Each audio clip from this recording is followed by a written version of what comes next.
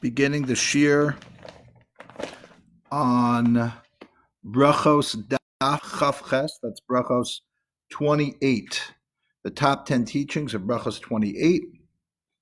The first one is, does the rabbi's wife, does the Rebbitzin know better? Now, we're specifically referring to a story that takes place between the wife of Rabbi Elazar ben Azariah and Rabbi Elazar ben Azariah. The background to the story is that there's politics in the yeshiva. They want to replace Rabbi Gamliel, who's being very ridiculing Rabbi Yehoshua, and they want to replace him with one of the youngest students, Rabbi Elazar ben Azariah, who has impeccable credentials, powerful connections in terms of who his family is and represents. And the only thing is he's 17 or 18, according to the Yerushalmi or the Bavli, years old. And he asks his wife for advice. I don't know what his wife's name. I'm thinking it might be something like Elisheva or something. I think if anybody knows what her name is, I believe it might be mentioned somewhere. It might be Elisheva. I'm not sure. I know one of the rabbi's wives on this page in this story is Elisheva, and it might be hers, and it may be some other rabbis on this page it's not written on this page, it's somewhere else. That's just interesting extra credit. If anybody could answer the question, I'd really appreciate that. Okay, anyway, his wife tells him, let's take a look at the Gemara. His wife tells him the following thing. It's kind of starting. So he took advice. Ezel ve'imlach b'dvisu. He went to consult with his Rebbitzin about whether he should take this position. So she says, Dilma ma'avrin lach. Maybe they're basically going to use you, and then they're going to replace you, meaning there's some internal politics. You're kind of the pawn. Yes, I'm here. Joyce, I am here. Yes, I'm just responding to somebody who wants to know if the shir started, and the answer is yes. Joyce, I am here. And I'm not, okay, but, okay. So, sorry, I can't, I'm not so good that I can type that easily and give the shir, but I did my best. Okay, so his wife understands that there's not just an opportunity involved to take this position of leadership and prestige. There's also a high risk factor. And she happens to be right. The story will play out that they will not remove him completely, but they will basically, after a little while, replace him with Rabbi Gamliel, except that they'll give him a every third week or every fourth week an opportunity to lecture. They won't take away his title completely. They'll just downgrade it to like second in command. Okay, so she happens to have a point, but his response is, like if people who have fine dishware, china and glass, they don't say, let me not use the dishware because it can break. I know that I stopped getting glasses in my home because all my glasses, the kids would, and even myself, we drop it, break it. But the truth is that if you have that attitude, you'll end up eating on plasticware because things break. In other words, that's so his response is the nature of the world is that things are temporary. And I'm okay with that. I don't need to be there forever. Okay, so that's her first question, his response. And then her second question, her second issue is, you're only 18 years old and people are not going to take you. The commentaries say that she was basically saying, somebody who doesn't have gray hair, somebody who doesn't have the look of a sage, won't be taken seriously. Even when you're there, you're going to be a joke. Nobody will listen to you. So a miracle happened, and he grew many streaks of white furrows in his beard, and then that explains the Mishnah earlier in Brachot. That's one of the most famous Mishnayot in all of the Talmud, because it's made popular by nothing else than the Haggadah Shel Pesach. That's Rabbi Elazar ben Azariah says, "Hare ani keben shivim shana." I am like 70 years old, but lo zechisi she'amar yitzias b'tzam b'leilos. But I never had the schos, the merit, to show a proof text that you have to recount the Exodus in the evening, until Ben Zoma came and he had a drasha, he had an exegesis, I guess, I don't know what the word is. He deduced from a word, kol, all the days of your life. The all includes even the evenings. So the question on that is an obvious question. Why is he saying I'm like 70 years old? If he's only 17 or 18, who cares how old he looks? Well, the answer is obviously sometimes wisdom comes in a young body, and the problem we have is only the illusion of youth. Once we get past that illusion, in this case, because he grew the white hair overnight, a miracle happened. He woke up the next day, he had all this white hair. The wisdom of like 70 years old is actually equivalent to 70. So that's an interesting conversation about our egos and and perception. But his wife had a point, and it's almost interesting. It's like the miracle came as a response to his wife. Really, a good wife, we often think of a good wife as a yes man, the person who will just tell us what we want to hear and won't challenge us at all. The problem with that is we don't want somebody to be challenging us all the time at home, because then we'll never rest. The problem with that is you don't have an honest sounding board when it comes to making serious decisions. So while I'm all for the wife or the husband being supportive of their spouse, at a time when it's critical to make a serious decision, like a change in careers, or in the case of Rabbi Elazar ben Azariah, accepting the nasiut, accepting the highest rabbinic position in Israel, in the world, essentially, he did need to consult with his wife. He did need to treat her like an equal partner, and maybe even more, maybe realize that she had actual insights that he didn't possess. And in this case, she was right on both counts. So it's an amazing story, even though we don't find that many things about how amazing women are. And the Talmud, this is one of the stories that does tell us that wives of rabbis possess, if not equal, understanding than their husbands, even greater. So I thought that was a very interesting story, because we need more stories like that. They're really there. And I thought that was interesting. Okay, number two is what we just mentioned. The Rabbi Elazar ben Azariah says, I am like 70 years old, but he was only 17 or 18. So the question is obvious. Why does he talk about his age when his age isn't really how old he is? It's just how old he appears. There's some interesting answers on that.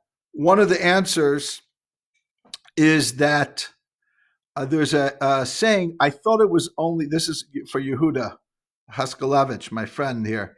I thought it was said in the name of a great rabbi that we are midgets standing on the shoulders of giants, which is meant to say that when a rabbi comes, we don't say he is great. We say he's representing greatness because he's part of a lineage. He's part of a tradition where there were greater rabbis before him that he is talking about. That in the case of Rabbi Elazar ben Azariah, the story is that he was a reincarnation of the prophet Samuel, so he had the innate kind of wisdom.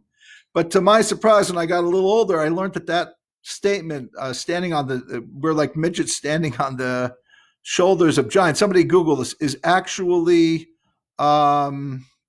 I think it was Newton who actually said that first. So sometimes rabbinic statements are actually popular statements that are made by other figures that then become adopted within the rabbinic world, and there's nothing wrong with that. Yehuda, can you Google that and just make sure that I'm accurate, that it was Sir Isaac Newton who came up with the line midgets standing on the shoulders of giants? I thought you would like that, Yehuda, because it's an interesting collusion of different worlds coming together in terms of what we learned in yeshiva and then what we read later, and they're not always exactly the same, but it doesn't have to be a contradiction.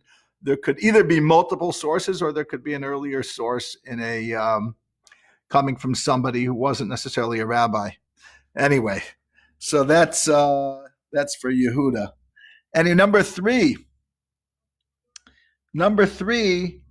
is, who's the perfect student to let into the yeshiva? So the Gemara says that Rabbi Gamliel only allowed students into his academy who had toho kibaro, which means their inside was like their outside. And there were not that many students. So then when they did replace him with Rabbi Elazar ben Azariah, they added in hundreds of benches, which means presumably thousands of new students. And because of this, it actually says that he was, let me make a full screen. I want to show this to you in the Gemara. Rabbi Gamliel was depressed because he felt maybe he had deprived many potential students by his very strict enforcement of his views. I thought it was interesting because I learned yesterday in Pirkei Avos, so many of us started Pirkei Avot, the first chapter. It says that that the Anshe Knesset Hagdola, the men of the Great Assembly, they taught three things. One of the three was ha'amidu talmidim harbe, to establish many students.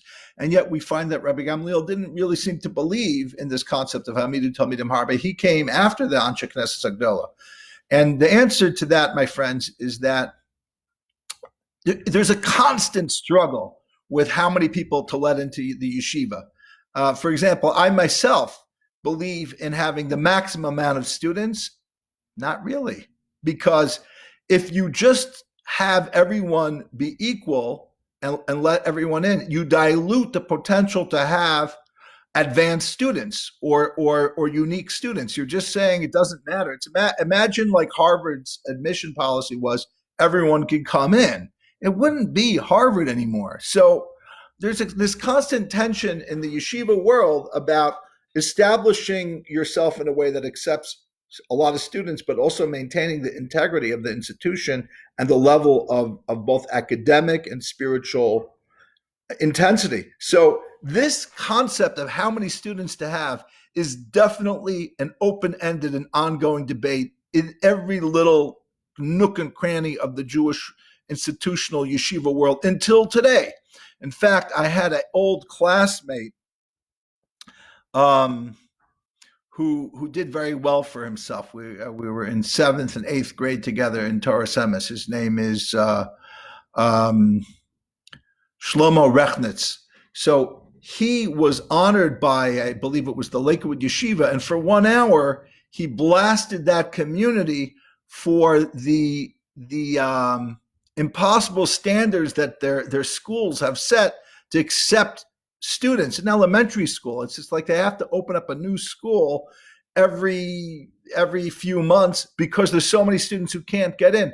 Part of it is because, thank God, it's a booming community and there's just too many people. But the other part is these impossible standards that are there. So this debate about who to accept into a yeshiva is still very much going on in every community. I'm not condemning the Lakewood community because I know very little about it, but I understand it's a debate. I understand there's two sides of the coin, and some parents and children are suffering tremendously because of all this pressure.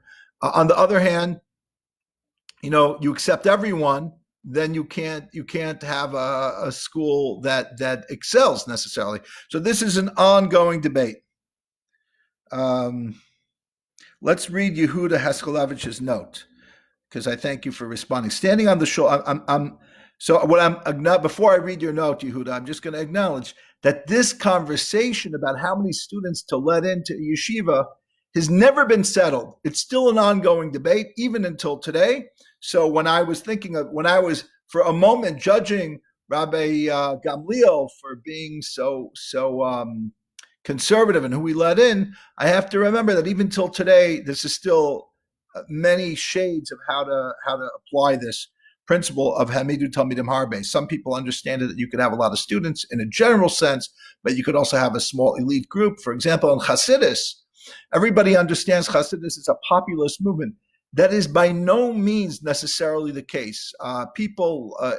Researchers into the early Hasidic world, such as Emanuel Etkes, have proposed the concept that there were different circles. There were inner circles, both in the Baal Shem Tov and the Maggid Mizrich, and those were elite groups. So to go ahead, and especially in Luria, the Holy Ari, he had an elite group. He didn't want to teach even Rabbi Yosef Karo. He didn't think was worthy of studying Kabbalah with him. So this concept of Hamidu Talmidim Harbe, it means different things for different people, and definitely so for Rabbi Gamliel. Let's see Yehuda's note.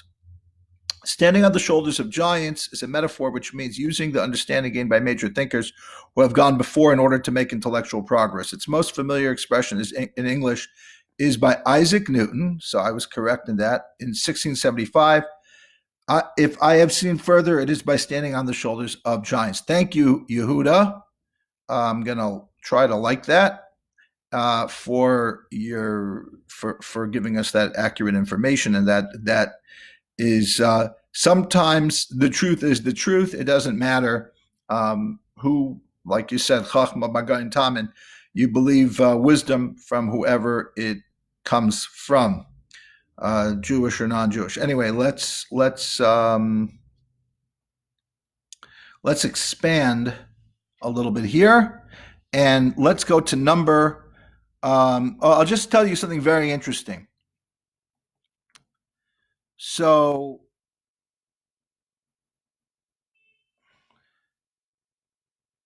they added the 100. Number 4 is they added the 100 benches. Right? It says, so he says, Yom Yisas become a Safsali, Am Rabbi Yochanan, Pligi Abba Yosef ben Dustav, Rabban Chadamar Isos for Arba Mea Safsali, Chadamar Shava Mea Safsali. There was a disagreement in how many benches. Was it 400 or 700 benches that they added on that day? Now, this is what I think is interesting, because I think there's a lot of psychology in the Talmud, and we have to study it closely. Have a kachal daita to Rabbi Gamliel. Rabbi Gamliel was depressed. He felt that maybe he had withheld Torah from Israel, meaning he had been so cautious to only let people in that he really understood were like good through and through. It's more than just like they weren't bad people. It's like they had to be on this very highly elevated level. And in that process, people he didn't know, he just didn't let them in. So so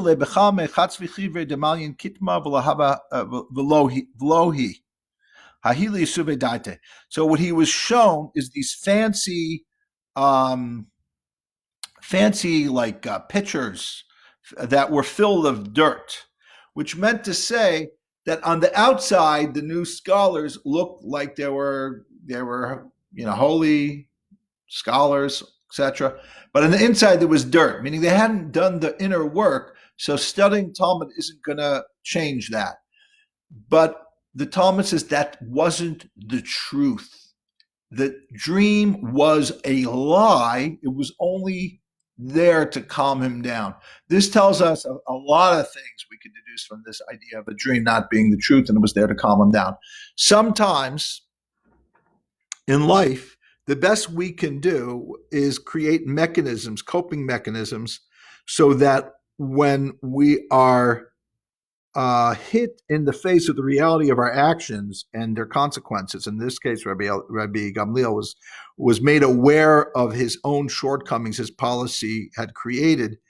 The pain is too great to be able to assimilate, and our dreams and our minds give us illusions of stories to reinforce our wrong decisions. So it's interesting. What the Talmud tells us both that he had this dream, why was it good that he had this dream? It calmed him down. He might have died in clinical depression had he not had that dream. On the other hand, the dream was misleading. The reason, the rationale behind his sadness was correct. He was wrong to withhold the Torah for this many people. What's the ideal? The ideal is correcting our actions, but not becoming depressed because of our past. And that's what the dream should do. The dream should make us feel better, but it shouldn't keep us in the wrong position. Okay, that's number 3 and 4 about having students who's inside and outside versus people. As long as they're on the outside, they look okay. We'll take them in. The debate between who to accept as a student, its contemporary relevance ongoing till today. Number 4 was adding the hundreds of benches.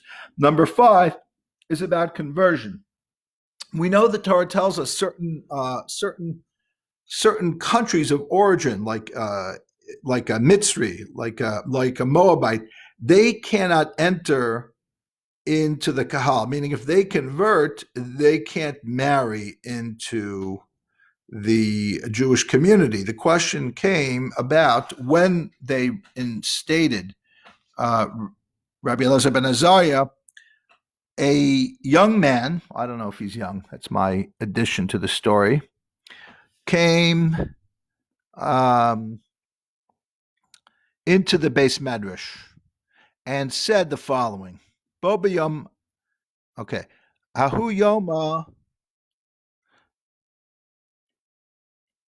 okay, Bo b'yom, Ba Yehuda ger Amoni lifneim beBeis Medrash. A young man, it doesn't say he's young, I made that up, I have no idea why.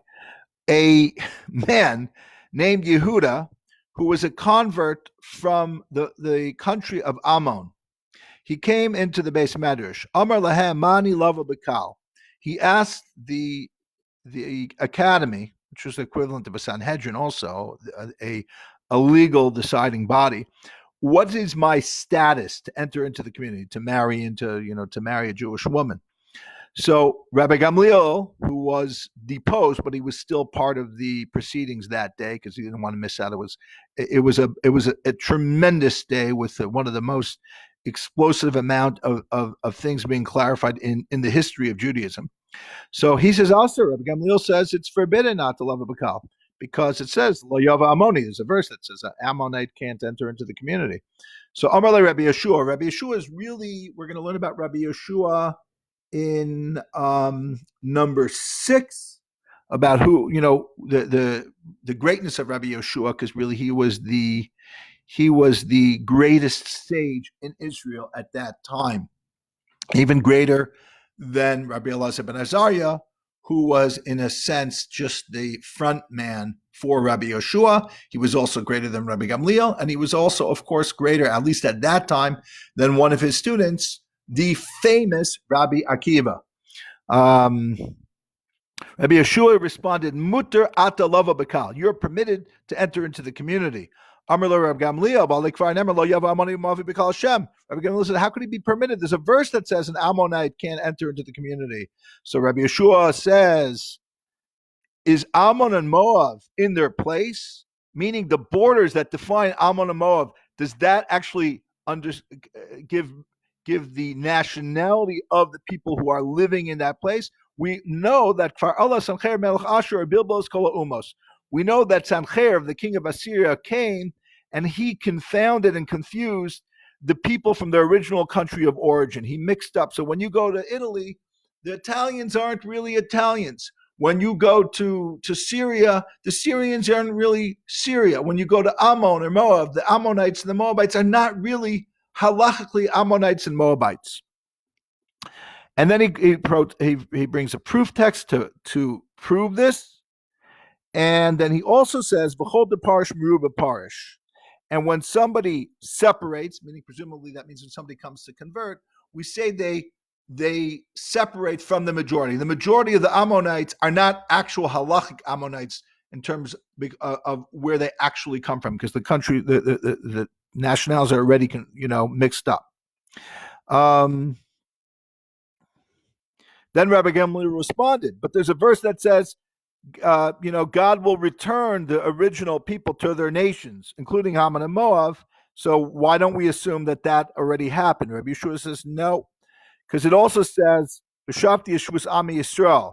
He'll return the nation Israel, which presumably means the 10 lost tribes. That hasn't happened yet, and therefore we assume that the original nations have not returned to their borders, and therefore the ruling was that Yehuda, the Ger Mitzri or the Ger Ammoni, whatever, it doesn't matter which country the original convert came from, he can marry into the community.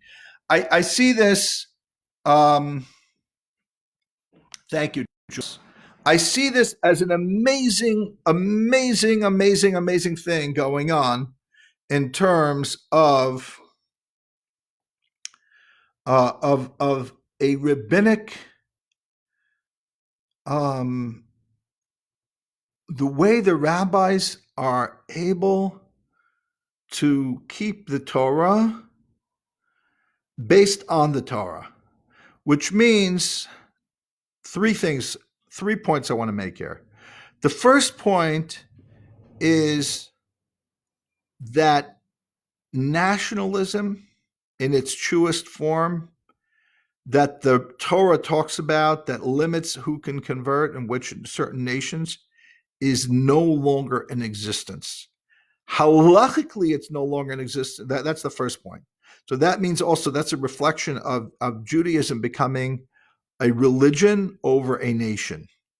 Now, again, that's a big statement to say, a religion over a nation. The word for religion wouldn't become popular till the times of Maimonides. So it would be another 1,000 years till people even started talking about religion. In fact, there's some professors of Talmud that say, Judaism isn't a religion even now, or just became one 15 years ago, whatever it is. But on so what I like to suggest is there's obviously stages of religion and nationality. It's not like it switches over. It's not like Christianity where you could say under, Constantine, it became a dominant religion and no longer became associated with the people who originally founded it, blah, blah, blah, blah. But you could say to some extent, there is a shift going on in Judaism where the nationhood of Judaism and the nationhood, for that matter, of Ammon and Moab and all the other nations of the world is to some degree diluted and replaced with what do you want to be? Not birth, but intent. And that's one important thing. The second important thing is that it's the halacha allows for it, not because they came up with this theory that I just said, that would be non-halachic.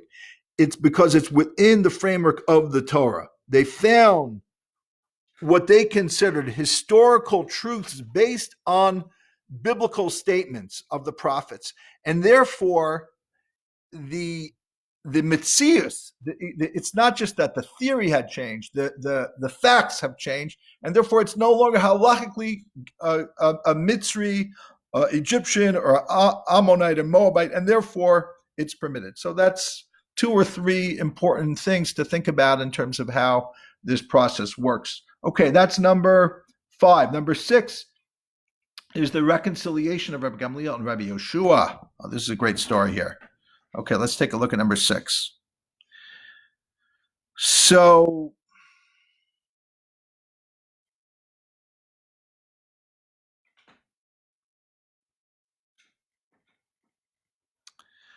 Amar Rabbi Gamliel. Rabbi Gamliel said, Hol v'hachi hava, since it is what it is. Now, meaning, like Rabbi Yeshua has the commentaries are going to say that it became clear to Rabbi Gamliel that Rabbi Yeshua was the major rabbinic figure of his generation, that the majority was with him. Rashi says that, and I'm gonna support Rashi in a moment after I finish reading this with other sources in the Talmud. Not that Rashi needs my support; he doesn't. But since this is the reality, the new reality is that I am no longer number one here, and I have to understand the authority. Interestingly enough, it's not really Rabbi Elazar ben Azariah; it's really Rabbi Yeshua. Ezel ve'faisel Rabbi Yeshua. He understood that the one he has to make amends with is Rabbi Yeshua. I'm going to go and I'm going to make up with him. Kimata lebeisa chazinin ashisaya debeisa de when he came into his house, he saw the walls of his home were blackened. Amar le mikisole beisa chata niko shepech miata.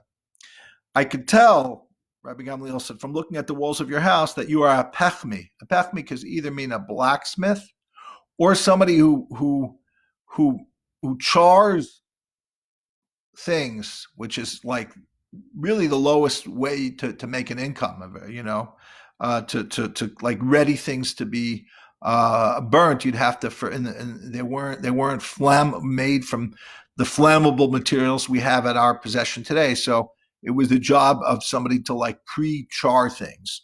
So anyway, Amalai Oiloi, Rabbi Yeshua responded, woe is to him, to the generation, Sha'ata Parnaso, that you are its leader, Shi'ata Yodea B'tzaron Shal Talmid Chachamim, or Talmid Chachamim, that you don't know of the pain that the Torah scholars have to endure to make a living. How they make a living and how they struggle to survive. Armalai Ninesi, sorry about that. So he says to him, I'm sorry, give me a second here. I'm just fixing my Talmud. It's needs a little bit of pushing.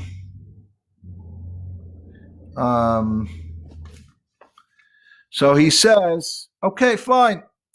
Machali. So he basically says, listen, he starts apologizing. He starts saying, I did wrong. I hurt you.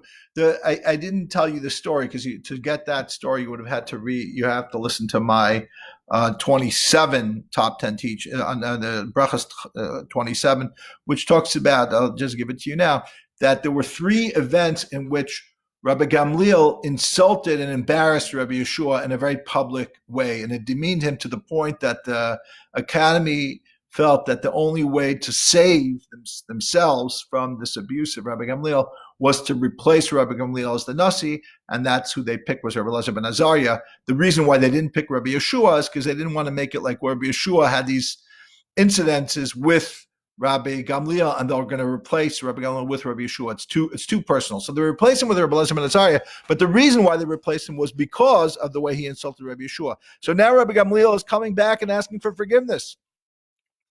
Lo eshkach.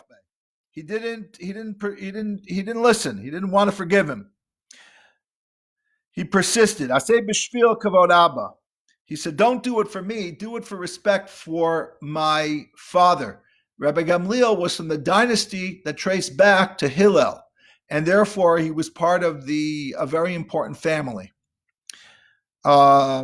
Pious. So they made up after that. The question was, who's going to go tell the rabbis that we made up and we want to reinstall you, Rabbi Gamliel, to be the Nasi?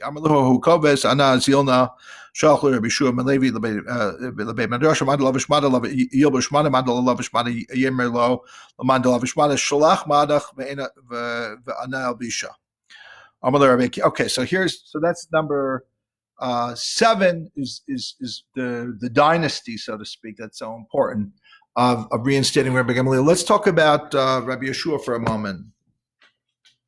So Rabbi Yeshua is the person on that day. There's a number of Mishnayos. There's a lot of Mishnayos in Sota and Idios that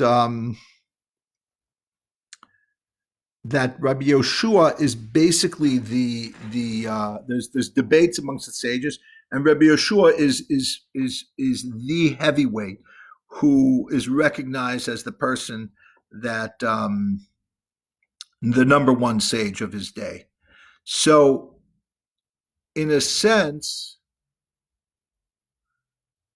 it became clear to Rabbi Gamliel that not only was he wrong in insulting Rabbi Yeshua, is that he would have to, in a sense, defer to Rabbi Yeshua as the sage of the generation. Sometimes it's possible to have a leader who's not the greatest sage, and the greatest sage is not a leader. There's different ways of leading. Which leads us to number 7, which is the importance of dynasty. Now, we just talked about how Judaism was evolved. I don't want to use the word evolving, but was shifting into just being focused on the nationhood of Israel into the understanding of conversion, even from somebody from the descent from one of the nations where the Torah says not to allow them to come right into the community, only after a number of generations, like a Mitzri, right?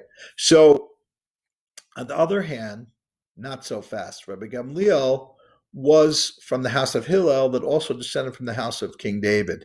Rabbi Yeshua understood that we're not giving up totally on nationalism and totally on dynasty. We are a mix, a hybrid of nation, dynasty, and religion. So that would be actually to see how this Gemara is a very important Gemara to understanding what Judaism is, even until today to some degree. Okay, so what he actually says is he asks he sends this message first through this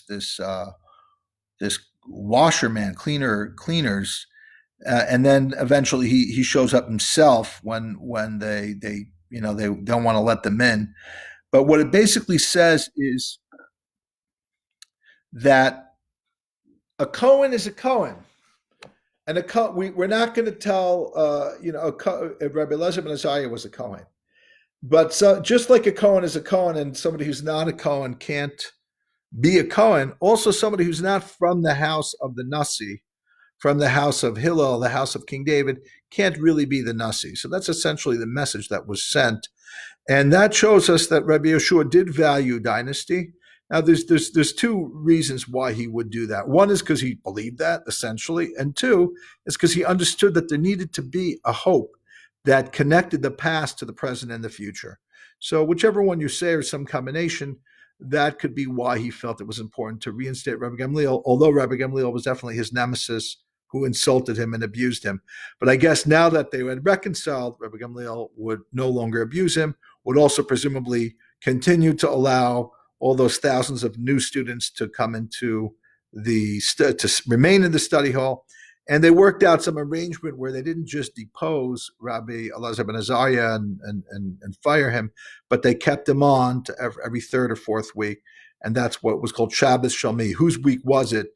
Was it the week where Rabbi Elazar ben Azariah did his less frequent lectures, or was it the week of Rabbi Gamliel? Okay, so that's number 7. Number 8 is about Rabbi artscroll. What am I talking about in Rabbi artscroll? The Gemara on Chaf Ches Amud Beis tells us, Tana Rabbanan, B'chnisaso Mahu Omer. When a person enters into the study hall, what is it that they say?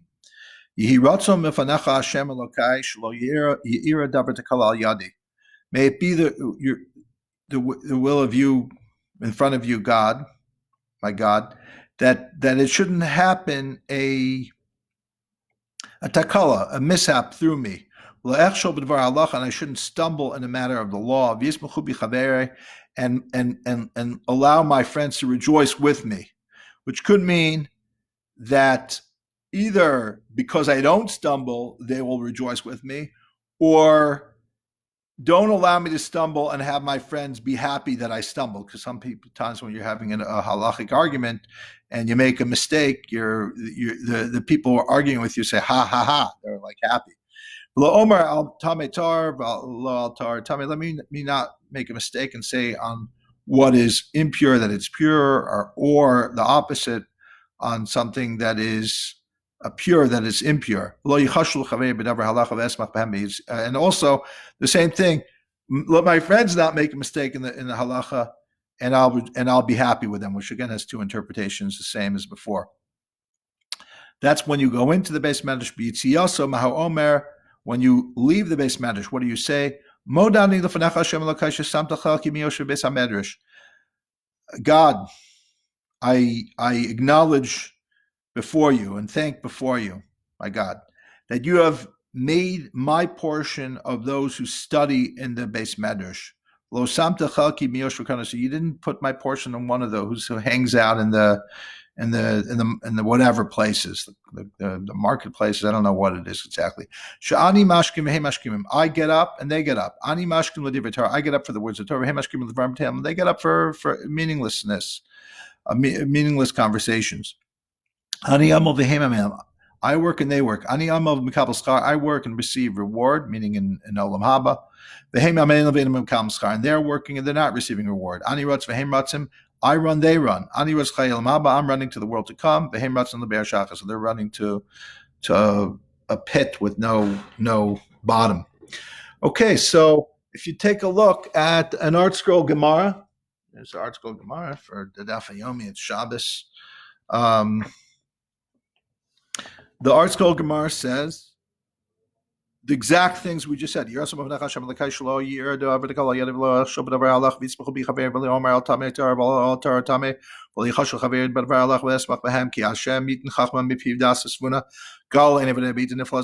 So they added on these two psukim, right? They added on a pasuk from Proverbs and from Tehillim at the end.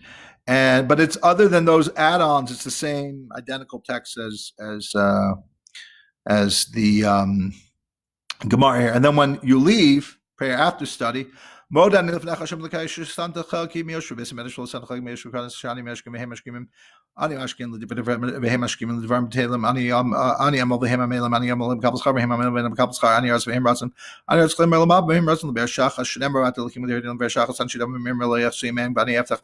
Here it's the exact same thing. There's one additional pasuk that's bracketed. So here's why I'm calling this Rabbi artscroll. I don't say this prayer when I begin to study, not when I go to Beis Medrash, not when I study at home. It turns out that that many of the poskim hold that this prayer is not to be said by your average person. It's either because it's said by a Torah scholar. I don't consider myself a Torah scholar on that level that would say that, who's a posik, who, when they study, they're really, they know they're going to really study something at such a high level. Great. Okay, let them say that. But for me and you, we don't have to say that. We shouldn't necessarily say that. So that's how that was the halachic understanding that I was raised in. I don't say that. Many people don't say that. It's not just the custom, but it's also in codified in many of the codes.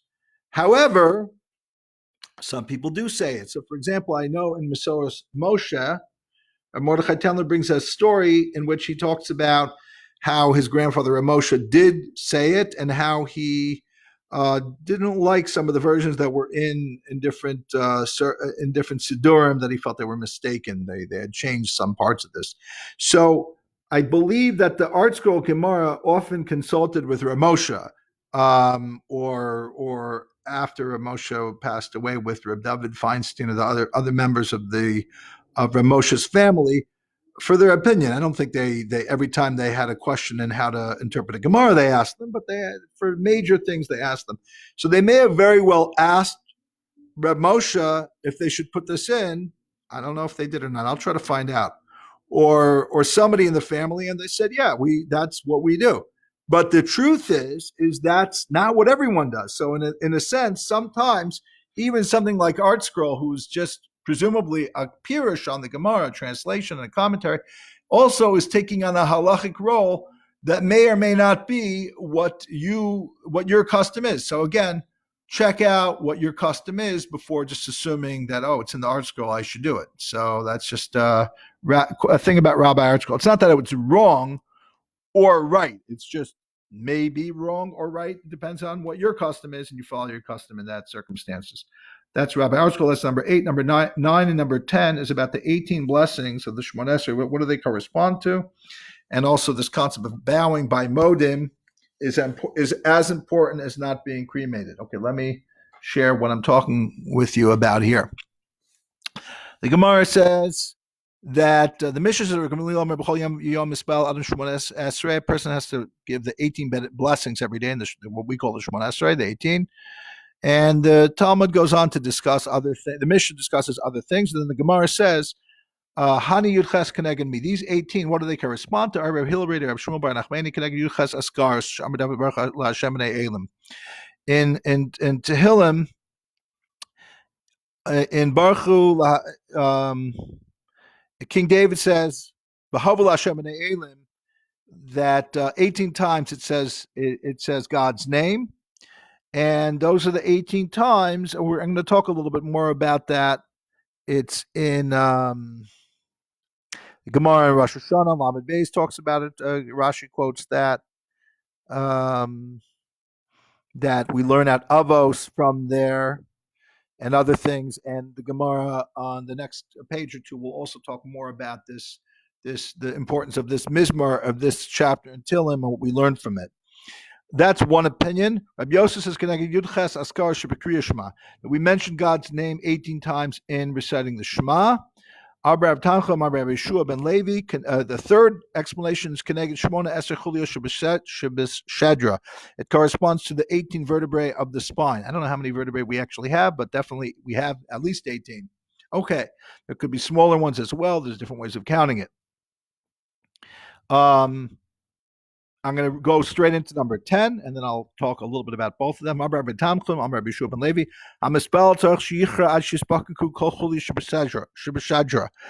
somebody is davening and they bow, there's a number of times that we bow, especially at modim. We bow. You have to bow in a way that all of the vertebrae of the shadra, of the back, are bending. Ula Amar Ad Kadeshir Ister Keneged Libo. Ula gives an explanation of how the body should be in terms of your front. Rabbi Chanina Amar Kivin Shi Yinaneh Rosh Shuvin Etzarach. You don't have to make a total bend. Once your head goes down, that's enough. Amarava Vahudim Etzar Nasha. As long as you put in an effort that's taking you out of your regular comfort zone. So the Gemara actually then talks about whether it's 18, it's actually 19. But let's talk for a moment about these two concepts here. One is the power of 18, and the other is this concept of the body and the kriyot, the bowing. There's various times that we bow in the Shmon Esrei. So, we had I have one of my friends and teachers is Rabbi Herschel Reichman. Rabbi Reichman merited to be the mechaber, be the editor / author of one of the greatest works on the Talmud written in the last 50 years. And that's Rishima Shiurim. That's the, and maybe even longer, that's the notes of the Shiurim of Rabbi Soloveitchik. He was one of his top students. He had a number of amazing top students who are in their own right, just some of the Gedolim in the United States right now. But Rabbi Reichman had the schus of being the one who wrote the most prolifically of the Rabb's teachings on the Gemara. There are others for him also. He's not the only one, but he's the only one who's covered so much material, and God should bless him with many long years to continue this project and to finish as much of Shas as possible. It's a tremendous work. There's anyone who studies Talmud needs to have these svarim in their bookshelf. Okay, so I'm enough for praising it. I can't do enough to praise it, but okay. Here's the story.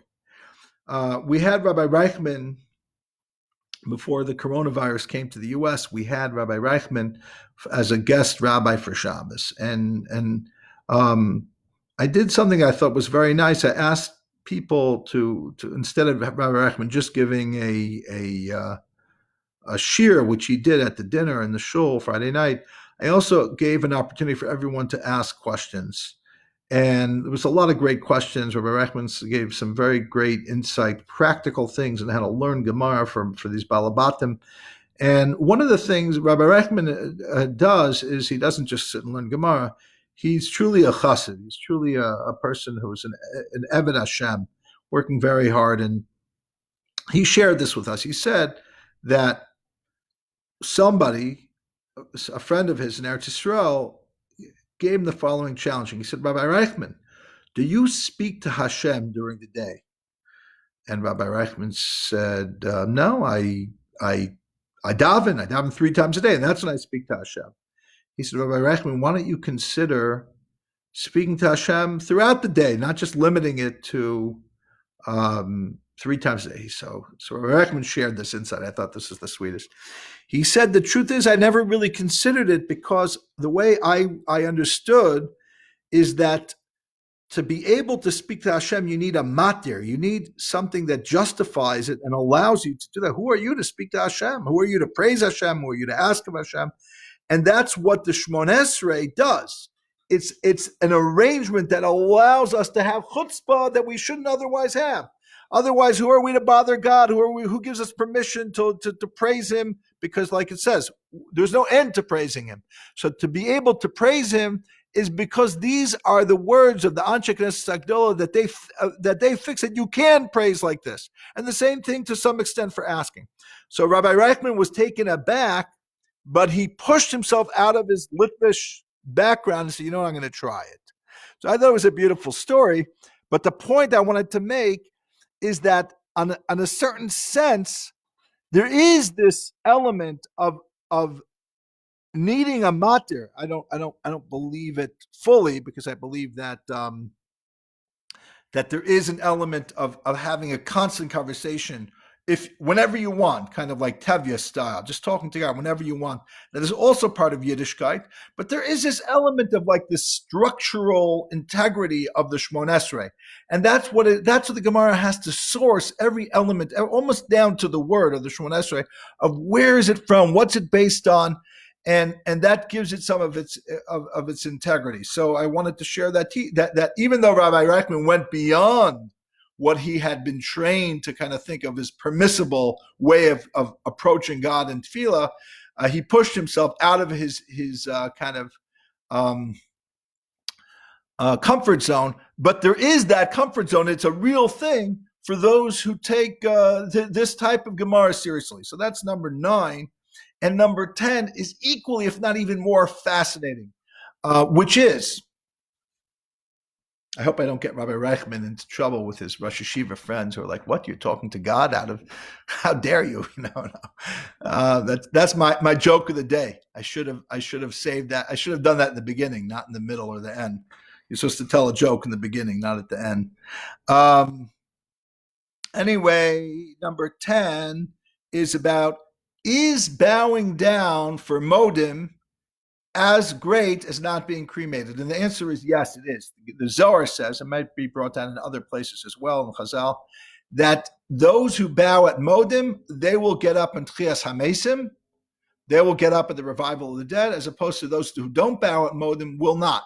And the reason is because it's the same thing. It gets back to the backbone. The backbone of the person is presumably how a person is reconstituted ad Tchias HaMesim. But so somebody who bows, who uses their backbone in submission to HaKadosh Baruch Hu, in the schus, in the merit of that bowing, of that submission, will be reconstituted and recreated into a new person by Tchias HaMesim. It's interesting that today we find that when it comes to cremation, it's almost like Yarog V'al Yavar. It's almost like the same level of Avodah Zarah, Gilei Rosa, Shvichas Damim. It's like it's considered to be like the most important mitzvah. And Jews that we never approached to keep Shabbos, to keep Yontif, not in a coercive way, but in a positive way, all of a sudden we're putting pressure on their family members to make sure that person isn't cremated. And of course, it is the right thing to do that, but on the other hand,